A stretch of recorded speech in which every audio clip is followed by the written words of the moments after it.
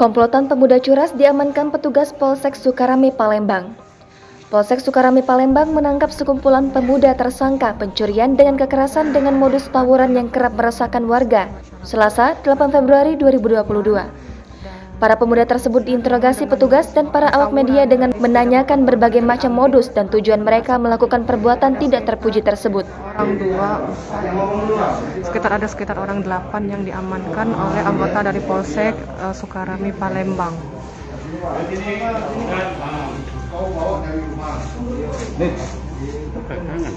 Kaget kalau telepon.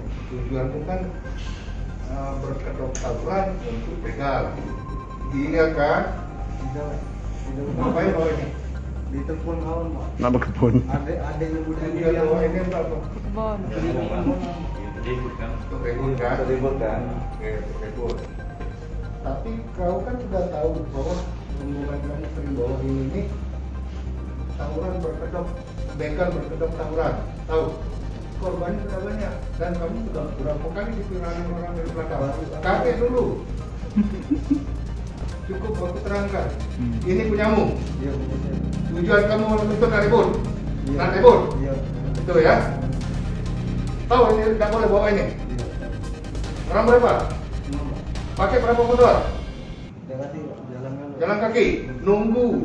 Kalau memang ada sasaran. Tidak nunggu, Pak. Nonton malam. Iyo. Yang dimulai dengan tawuran. Ngerti kan? Mantap. Sip. Mantap.